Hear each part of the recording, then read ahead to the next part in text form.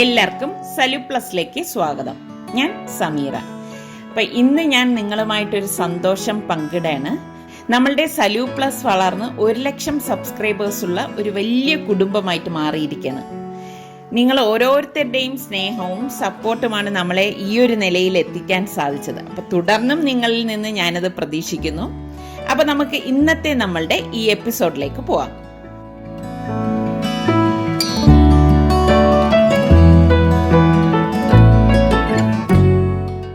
കഴിഞ്ഞ വീഡിയോയിൽ ഞാൻ പറഞ്ഞിട്ടുണ്ടായിരുന്നു ലെന്ത് കൂടിയത് കാരണം 2ാം ഭാഗം ഉണ്ടെന്ന്. അപ്പോൾ കഴിഞ്ഞ വീഡിയോയുടെ തുടർച്ചയാണ് നമ്മളുടെ ഇന്നത്തെ ഈ വീഡിയോ. അപ്പോൾ നിങ്ങൾ കഴിഞ്ഞ വീഡിയോ കാണാത്തവരുണ്ടെങ്കിൽ ഞാൻ ലിങ്ക് ഡിസ്ക്രിപ്ഷൻ ബോക്സിൽ കൊടുത്തിരിക്കാം. അപ്പം നിങ്ങൾക്ക് താല്പര്യം ഉണ്ടെങ്കിൽ അത് കണ്ടിട്ട് ഇത് കാണുകയാണെങ്കിൽ എനിക്ക് തോന്നുന്നു കുറച്ചുകൂടി ഒരു കണ്ടിന്യൂറ്റി കിട്ടും. അപ്പം നമുക്ക് ഇന്നത്തെ ഈ വിശേഷങ്ങളിലേക്ക് പോകാം. അപ്പോൾ ഇപ്പം ഞാൻ നമ്മളുടെ ലഞ്ചിന് വേണ്ട കറിയാണ് തയ്യാറാക്കാൻ പോണത്. അപ്പോൾ വെണ്ടയ്ക്ക എൻ്റെ കയ്യിൽ കുറച്ച് ഇരിപ്പുണ്ട്. അതിൽ നിന്ന് ഞാൻ കുറച്ച് വെണ്ടയ്ക്ക എടുത്തിട്ട് ബാക്കി ഞാൻ ഫ്രിഡ്ജിൽ തന്നെ വെക്കുവാണ്. പിന്നെ ഇതുപോലെ പുളി എടുക്കും. ഒരു നെല്ലിക്ക വലിപ്പത്തിന് പുളി എടുത്തിട്ട് അതൊന്ന് കഴുകിയിട്ട് ഞാൻ എപ്പോഴും ചെയ്യുന്ന പോലെ ഇതുപോലെ വെള്ളം ഒഴിച്ച് തിളപ്പിക്കാനായിട്ട് വെക്കും. അങ്ങനെ ചെയ്യണത് എന്തെന്ന് വെച്ചാൽ നന്നായിട്ട് പുളി നമുക്ക് പിഴിഞ്ഞെടുക്കാൻ സാധിക്കും. എന്നിട്ട് വെണ്ടയ്ക്ക അത് ഇതുപോലെ ഒന്ന് കട്ട് ചെയ്തെടുക്കും. പിന്നെ 2 പച്ചമുളകും ഞാൻ എടുക്കുന്നുണ്ട്. അപ്പോൾ വെണ്ടയ്ക്ക പുളിങ്കറിയാണ് ഞാൻ തയ്യാറാക്കാൻ പോകുന്നത് കേട്ടോ. ഇത് ഇനി വെണ്ടയ്ക്ക തന്നെ വേണമെന്നൊന്നുമില്ല. നമ്മളുടെ കയ്യിൽ ഏത് വെജിറ്റബിൾ ഉണ്ടോ അത് വെച്ചിട്ട് നമുക്ക് ഈ പുളിങ്കറി തയ്യാറാക്കി എടുക്കാവുന്നതാണ്. അപ്പോൾ ഞാനിവിടെ കുറച്ച് ചുവന്നുള്ളി എടുത്തിട്ടുണ്ട്. ആ ചുവന്നുള്ളി ഇതുപോലെ ഒന്ന് അരിഞ്ഞെടുക്കണം. അത് നിർബന്ധമൊന്നുമില്ല കേട്ടോ. എന്നിട്ട് ഒരു ചട്ടി ചൂടാകുമ്പോഴേക്ക് 2 ടേബിൾ സ്പൂൺ എണ്ണ ഒഴിച്ച് കടുക്, വറ്റൽമുളക്, കറിവേപ്പില ഇട്ടിട്ട് നമുക്ക് ആ ചെറുതായിട്ട് അരിഞ്ഞ് വെച്ചിരിക്കുന്ന ചുവന്നുള്ളിയും വെണ്ടയ്ക്കയും കൂടി ഇതിലേക്ക് ഇട്ടിട്ട് ഒന്ന് ഇളക്കി കൊടുക്കും. അപ്പോൾ വെണ്ടയ്ക്കയുടെ കളർ നഷ്ടപ്പെടരുത് കേട്ടോ. ഇനി പാകത്തിനുള്ള ഉപ്പ് ഇട്ടിട്ടാണ് ഇത് നമ്മൾ മിക്സ് ചെയ്തെടുക്കുന്നത്. കളർ നഷ്ടപ്പെടാനും പാടില്ല, എന്നാൽ വെണ്ടയ്ക്ക വേഗം വേണം. ഇനി ഞാൻ ഇതിലേക്ക് 1 ടീസ്പൂൺ മഞ്ഞൾപ്പൊടി, 2 table spoon Kashmiri chilli powder, 2 teaspoon മല്ലിപ്പൊടി, 1 ടീസ്പൂൺ വറുത്ത് പൊടിച്ച ഉലുവാപ്പൊടി, ഏകദേശം 1 ടീസ്പൂൺ കായപ്പൊടി, ഇത്രയും കൂടി ഇട്ടിട്ട് നന്നായിട്ടൊന്ന് ഇളക്കി കൊടുക്കും. ഒക്കെ തന്നെ കണ്ടോ, അതേ നല്ല ഒരു കളർ വന്നിരിക്കുകയാണ്. അപ്പം ഞാൻ ഈ ഇളക്കണ സമയത്തൊന്നും ഞാൻ വെണ്ടയ്ക്കയിൽ വെള്ളം ഒഴിക്കാറില്ല കേട്ടോ. അപ്പോൾ ഇതിൻ്റെ ഈ ഒരു പൊടികളുടെയൊക്കെ പച്ചമണം മാറുമ്പോഴേക്ക് ഞാൻ പുളിവെള്ളം ഇതിലേക്ക് ഒഴിച്ചു കൊടുക്കും. എന്നിട്ട് ഇത് നന്നായിട്ടൊന്ന് മിക്സ് ചെയ്ത് കൊടുക്കും. അപ്പോൾ സിമ്പിളായിട്ടുള്ള കറിയാണ്. ഇപ്പോൾ നമ്മുടെ കയ്യിലുള്ള പൊടികൾ വെച്ചിട്ട് നല്ല ഒരു കറി തയ്യാറാക്കിയെടുക്കാം. പിന്നെ ഞാൻ ഇതിലേക്ക് കുറച്ച് ശർക്കര കൂടി ഒന്ന് ഇതുപോലെ ഒന്ന് ചീകിയിട്ട് കൊടുക്കും. അപ്പോൾ ഇതിടുമ്പോഴേക്കും ഒരു പ്രത്യേക ടേസ്റ്റാണ് കേട്ടോ. ഇത്രയേ ഉള്ളൂ സംഭവം. ഇതൊന്ന് തിളയ്ക്കുമ്പോൾ ഞാൻ ഗ്യാസ് ഓഫ് ചെയ്ത് കൊടുക്കും. അപ്പോൾ നമ്മുടെ വെണ്ടയ്ക്ക പുളിങ്കറി ഇവിടെ റെഡി ആയിട്ടുണ്ട്. പിന്നെ എൻ്റെ കയ്യിൽ പാവയ്ക്ക ഇരുന്നു. അപ്പോൾ ഇനി പാവയ്ക്ക വെച്ചിരുന്നാൽ അത് കേടായിപ്പോവും. അതുകൊണ്ടാണ് ഞാൻ പാവയ്ക്ക തോരൻ വയ്ക്കാനായിട്ട് പോവുകയാണ്.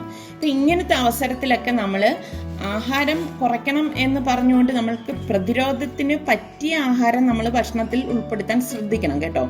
കാരണം ഈ ഒരു രോഗത്തിൽ നിന്ന് മുൻകരുതലായിട്ട് നമുക്ക് ശരീരത്തിന് ഇമ്മ്യൂണിറ്റി ഉണ്ടാക്കുകയാണ് വേണ്ടത്. അപ്പോൾ ഇതുപോലെ തന്നെ ഞാനൊരു പാനിലേക്ക് എണ്ണ ഒഴിച്ചിട്ട് ഈ നമ്മളുടെ പാവയ്ക്ക ഇതിലേക്ക് ഇട്ടിട്ട് പിന്നെ കുറച്ച് മഞ്ഞപ്പൊടി, ചെറിയ ജീരകം ഇട്ടിട്ട് ഒന്ന് ഇളക്കി കൊടുക്കും. പിന്നെ ഇളക്കിയ ശേഷം കുറച്ച് കഴിഞ്ഞിട്ട് ഞാൻ ഇതുപോലെ 2 ടേബിൾ സ്പൂൺ വെള്ളം, ഇത്ര മാത്രമേ ഞാൻ ഒഴിക്കത്തുള്ളൂ കേട്ടോ. അത് ജസ്റ്റ് ഒന്ന് ഒഴിച്ചിട്ട് ഒന്ന് വീണ്ടും ഇളക്കിയെടുക്കും. പാവയ്ക്കയ്ക്ക് കുറച്ച് കട്ടിയുള്ളത് കൊണ്ടാണ് ഞാൻ ഇതിലേക്ക് വെള്ളം 2 ടേബിൾ സ്പൂൺ ഒഴിച്ചു കൊടുക്കുന്നത്. അപ്പോൾ കുറച്ച് കഴിയുമ്പോഴേക്ക് ഏകദേശം 2-3 മിനിറ്റ് കഴിയുമ്പോഴേക്ക് കണ്ടോ പാവയ്ക്ക നല്ല സോഫ്റ്റായിട്ട് വരും. ആ സമയത്ത് ഞാൻ ഇതിന് മുകളിലേക്ക് തേങ്ങ ഒന്ന് കൈകൊണ്ട് തിരുമ്മി ഇട്ട് കൊടുക്കും. അതോടൊപ്പം തന്നെ ഒരു 1/4 ടീസ്പൂൺ കുരുമുളക് പൊടിയും കൂടി ഇട്ടിട്ട് ഒന്ന് ഇളക്കി കൊടുക്കും. ഇളക്കിയ ശേഷം ഞാൻ ഇതിലേക്ക് 1 ടീസ്പൂൺ ചെറിയ ജീരകത്തിൻ്റെ പൊടിയും കൂടി ഇട്ടിട്ട് നന്നായിട്ടൊന്ന് മിക്സ് ചെയ്തെടുക്കും. ഇത്രയേ ഉള്ളൂ എൻ്റെ പാവയ്ക്കാത്തോരൻ. അപ്പോൾ നമ്മുടെ പുളിങ്കറി ഇതേ നോക്കി നല്ല പാകത്തിന് റെഡി ആയിട്ടുണ്ട്. നമുക്ക് ദോശയ്ക്കും ഇഡ്ഡലിക്കും ഒക്കെ പറ്റിയ ഒരു കറിയാണ്. അപ്പോൾ ഇതാണ് നമ്മളുടെ ഇന്നത്തെ ലഞ്ച് എന്ന് പറയുന്നത്. സിമ്പിളായിട്ടുള്ള നമ്മളുടെ വെണ്ടയ്ക്ക പുളിങ്കറിയും പാവയ്ക്ക തോരനും പിന്നെ നാരങ്ങ ഞാൻ അച്ചാറിട്ട് വെച്ചിട്ടുണ്ടായിരുന്നു. ആ നാരങ്ങ അച്ചാറുമാണ്. അപ്പം നമ്മൾ ഇപ്പോൾ ലഞ്ച് കഴിക്കുകയാണ്. നല്ല ടേസ്റ്റാണ് കേട്ടോ. അപ്പം ട്രൈ ചെയ്ത് നോക്കാത്തവരൊക്കെ ഒന്ന് ട്രൈ ചെയ്ത് നോക്കിക്കോളൂ. ഇനിയിപ്പോൾ വെണ്ടയ്ക്ക ഇല്ലെങ്കിലും വെറുതെ തന്നെ നമുക്ക് ഇത് പുളിങ്കറി ഉണ്ടാക്കാവുന്നതേ ഉള്ളൂ കേട്ടോ.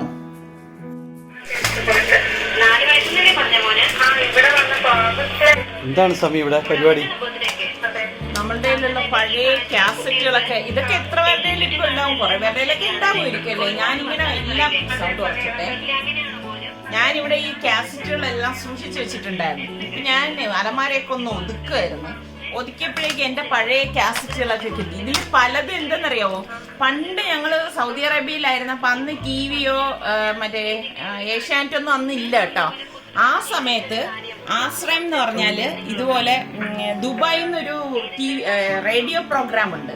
അപ്പൊ അതിൽ അൽവത്തനിയ കോണ്ടസ്റ്റ് ഒക്കെ നടത്തും അവര്. അപ്പൊ എന്റെ ജോലി എന്ന് വെച്ചാൽ ഞങ്ങൾക്കാണെങ്കിൽ ഒരു ഏരിയയില് ഇതിന്റെ ഈ ടേപ്പ് റെക്കോർഡിന്റെ മറ്റേ ഏരിയയിലുണ്ടല്ലോ, ഏരിയയിലൊക്കെ പൊക്കി വെച്ച് ഒരു ഏരിയയിൽ കൊണ്ടുവയ്ക്കുമ്പോൾ മാത്രമേ ദുബായിലെ ആ ഒരു ചാനൽ ഞങ്ങൾക്ക് അന്ന് കിട്ടത്തുള്ളൂ.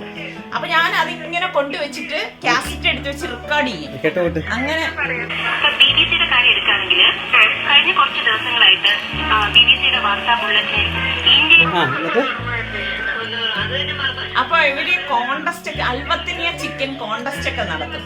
അപ്പൊ എനിക്കത് ഭയങ്കര ഇഷ്ടമാണ്. അപ്പൊ അതായത് ഭാര്യയെ വിളിക്കും, ഭാര്യ ഇന്ന് എന്ത് ഡ്രസ്സ് ഇട്ടാണ് ഓഫീസിൽ, ഭർത്താവ് ഇന്ന് എന്ത് ഡ്രസ്സ് ഇട്ടാണ് ഓഫീസിൽ പോയത് എന്ന് വെച്ചാൽ അവരെ മനപ്പൊരുത്തം അറിയാൻ വേണ്ടിയിട്ട്. എന്നിട്ട് തിരിച്ചവര് ഹസ്ബൻഡിനെ വിളിക്കും, ഭാര്യ ഇന്ന് എന്ത് ഡ്രസ്സ് ഇട്ടാണ് പോയതെന്നൊക്കെ ചോദിച്ചിട്ട്. അപ്പൊ അങ്ങനെയുള്ള ആ ഒരു കുറേ ഞാനിങ്ങനെ റെക്കോർഡ് ചെയ്തൊക്കെ വെച്ചിട്ടുണ്ട്. പിന്നെ അതോടൊപ്പം തന്നെ നേരത്തെ സുൽത്താന്റെ സൽമാന്റെ എന്തോ ഒരു സംസാരം കേട്ടല്ലോ, എന്താണ് അത്? സൽമാനെ ഞാന് അത് സസ്പെൻസ് ആണ് കേട്ടോ. നമ്മുടെ സലു കിച്ചണില് ഇനിയിപ്പോ നിങ്ങളത് നോക്കിയാൽ മതി. അതെന്തായാലും ഞാനത് ഇടും.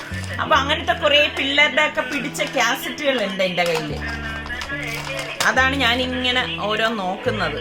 ഇത് സൽമാനെ പഠിപ്പിക്കാൻ വേണ്ടിയിട്ട് ഞാൻ വാങ്ങിയതാണ് കേട്ടോ അന്ന്.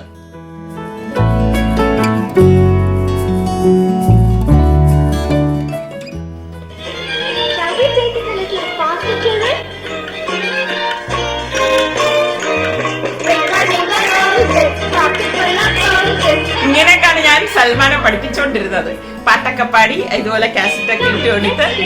ഇപ്പൊ സത്യം പറഞ്ഞ ഇതൊക്കെ കേൾക്കുമ്പോ അതൊക്കെയാണ് നല്ല ഓർമ്മകൾ ഇങ്ങനെ എനിക്ക് ഇപ്പോഴത്തെ പോലെ വരുന്നത്. പിന്നെ എൻ്റെ അടുത്ത് ഒരുപാട് പേര് ഗരം മസാലയുടെ റെസിപ്പി ചോദിച്ചിട്ടുണ്ടായിരുന്നു. ഞാനിതുപോലെ ഗരം മസാലയുടെ കിറ്റായിട്ട് വരുന്നത് 2 പാക്കറ്റ് എടുത്തിട്ടുണ്ട്. പിന്നെ അഡീഷണൽ ആയിട്ട് ഞാൻ കുറച്ചുകൂടി പെരിഞ്ചീരകം എടുക്കുകയാണ്. അപ്പം ഞാനിതെല്ലാം സെപ്പറേറ്റ് ചെയ്ത് വെക്കും. പട്ട, ഗ്രാമ്പു, ഏലക്ക അങ്ങനെ അവർ സെപ്പറേറ്റ് ചെയ്ത് വെച്ചിട്ടുണ്ടല്ലോ. അതിൻ്റെ അകത്ത് ഇതുപോലെ വിറക് കഷ്ണം പോലത്തെ പട്ടകളുണ്ട്. അത് ഞാൻ ഇടത്തില്ല, ഇത് ഇത്രയും വേസ്റ്റാണ്. അത് ഞാൻ മാറ്റി വെക്കും.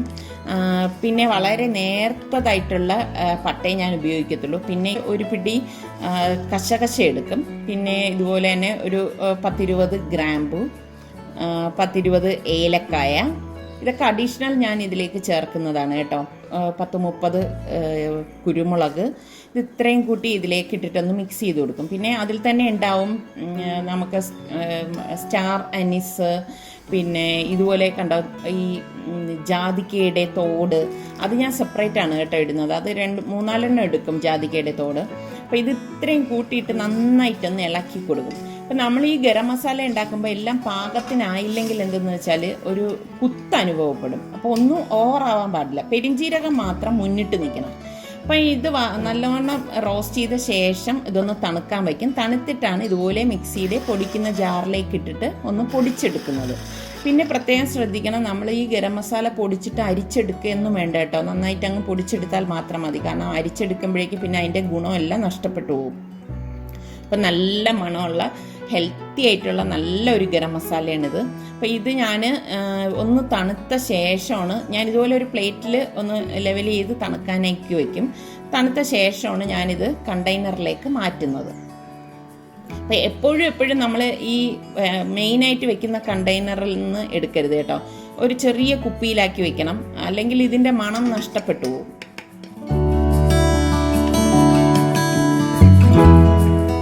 അപ്പോൾ നമ്മളുടെ ഗരം മസാല ഇവിടെ റെഡി ആയിട്ടുണ്ട്.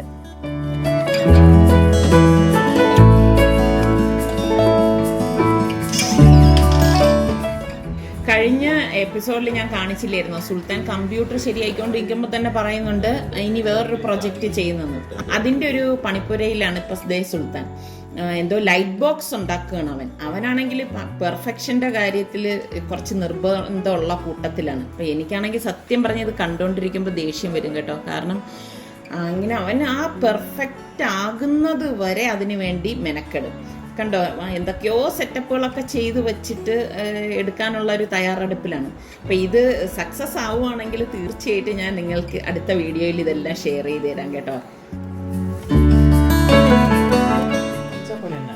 കഴിഞ്ഞ നമ്മളുടെ സലൂ കിച്ചൻ സൂപ്പർ ഷെഫിൽ സൽമാൻ ലസാനി ഉണ്ടാക്കിയത് നിങ്ങളെല്ലാവരും കണ്ടിട്ടുണ്ടാവുമല്ലോ. അപ്പം അതിന് അവൻ ഉണ്ടാക്കിയത് സോയയുടെ ഒരു കൂട്ടാണ്. അപ്പം എനിക്കത് കണ്ടപ്പോൾ ഭയങ്കര ഇഷ്ടപ്പെട്ട്, കഴിച്ചപ്പോൾ അടിപൊളി ടേസ്റ്റുമാണ്, ഹെൽത്തിയുമാണ്. അപ്പം ഞാൻ ഇന്നിപ്പം ആ അതേപോലെ അവൻ ഉണ്ടാക്കിയതുപോലെ തന്നെ ഞാൻ സോയ വെച്ചിട്ട് തയ്യാറാക്കി വെച്ചിരിക്കുകയാണ്. അപ്പം ഇന്ന് നമ്മളുടെ മെനു എന്ന് പറയുന്നത് ദോശയാണ്. അപ്പം ഞാൻ എന്ത് ചെയ്തു, ഈ സോയ മസാല ദോശയാക്കി. ദോശ ഇതുപോലെ പരത്തിയിട്ട് നമ്മൾ സാധാരണ ഈ പൊട്ടറ്റോയൊക്കെ അല്ലേ അകത്ത് വെക്കുന്നത്, അതിന് പകരം ഈ സോയയുടെ മസാലക്കൂട്ട് ഞാൻ ഇതുപോലെ വെച്ചിട്ട് ഫോൾഡ് ചെയ്തെടുക്കും. അതാകുമ്പോൾ ഇനിയിപ്പം മറ്റൊരു കറിയും വേണ്ട, ഹെൽത്തിയാണ്, പിള്ളേർക്കൊക്കെ അത് ഇഷ്ടപ്പെടാൻ ചെയ്യും. അപ്പം ഇതാണ് നമ്മളുടെ ഇന്നത്തെ ഡിന്നർ റെസിപ്പി. അപ്പം ഇന്നത്തെ നമ്മളുടെ ഈ ഒരു എപ്പിസോഡ് നിങ്ങൾക്ക് എല്ലാവർക്കും ഇഷ്ടമായെന്ന് വിശ്വസിക്കുന്നു. അപ്പോൾ സല്യൂട്ട് പ്ലസ് ഇനിയും സബ്സ്ക്രൈബ് ചെയ്യാത്തവരുണ്ടെങ്കിൽ സബ്സ്ക്രൈബ് ചെയ്യാനും തൊട്ടടുത്ത് കാണുന്ന ആ ബെല്ലൈക്കൺ പ്രസ് ചെയ്യാനും മറന്നു വരുത് കേട്ടോ. അപ്പോൾ അടുത്തിനി നല്ലൊരു എപ്പിസോഡുമായി വരുന്നത് വരെ എല്ലാവർക്കും ബൈ.